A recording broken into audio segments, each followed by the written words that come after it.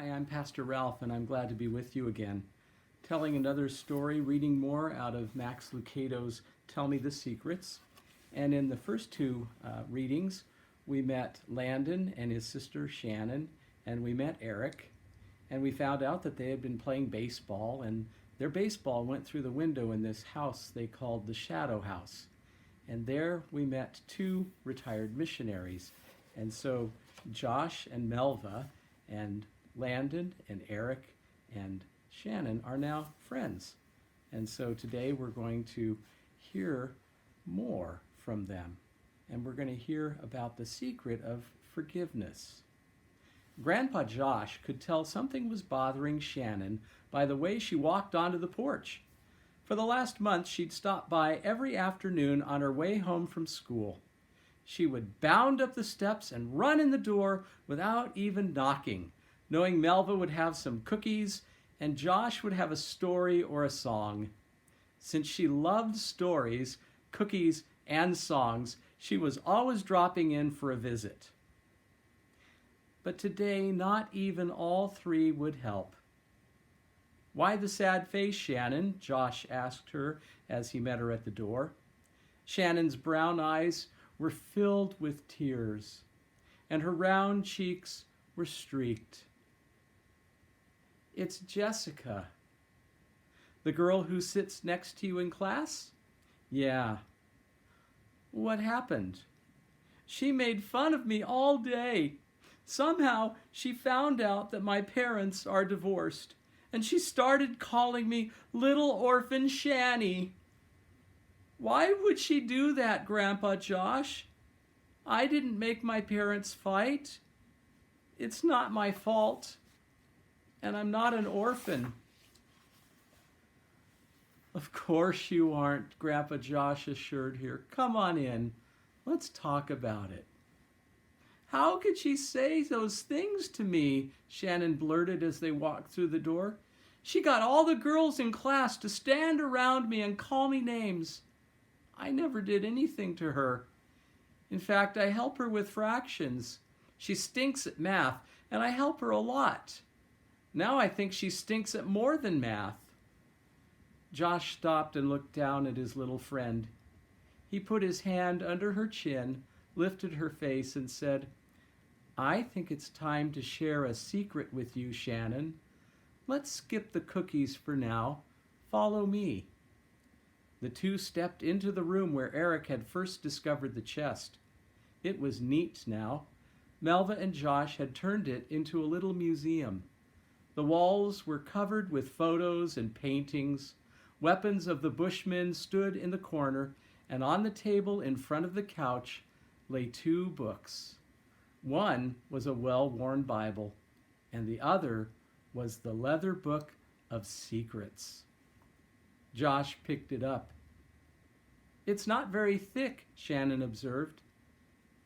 "Doesn't have to be. True wisdom is simply shared."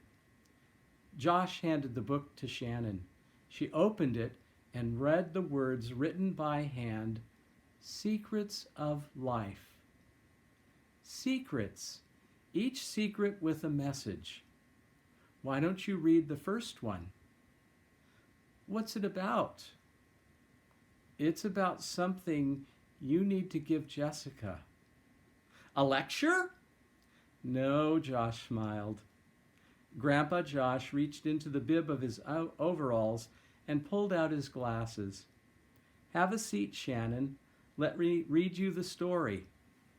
So as the two sat in the square of sunlight left by the open window, Josh began to read. The story of the Water Master. Years ago, there was a village in a desert. Water was scarce, and the people treasured what little they had.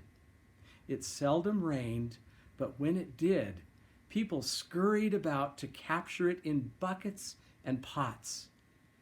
Every drop was a treasure. Every cup was precious. For that reason, the discovery in the cavern was thrilling news. One day, a farmer was digging holes for fence posts. A few feet below the surface of the ground, he found a cavern, not large, but full of water. He immediately lowered a bucket, pulled it out, and tasted. To his delight, cold, sweet water. He was so excited, he filled all his buckets, loaded them in the back of his wagon, and hurried into the village.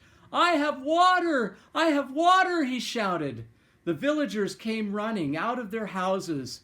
As the people gathered, the farmer explained how he had come upon the treasure. He joyfully announced that there was water enough for everyone. "Drink all you want," he offered, and then, to the people's amazement, he picked up a bucket and doused a little boy. Wow, that must have been a special day for the villagers. This farmer was out in the field and he discovered a cavern and lots and lots and lots of water, and with great joy. And he did a lot of work. He filled up bucket after bucket after bucket and put it into his wagon, and he came into the town and he shared it with the people. Wow. How do you think the people in the village felt? Do you think they were excited or happy? Do you think some of them maybe cried tears of joy? Do you think some of them wondered where the water came from? Well, tomorrow we're going to come back and we're going to look more. And also, what do you think about Jessica and Shannon and what was happening in their relationship? It sounds like things were real hard for Shannon, but it also sounds like Jessica had some needs too. Well, tomorrow we're going to come back and let's see how the story ends, and let's see what Shannon is going to do. All right, you take care. We'll see you later. Bye-bye.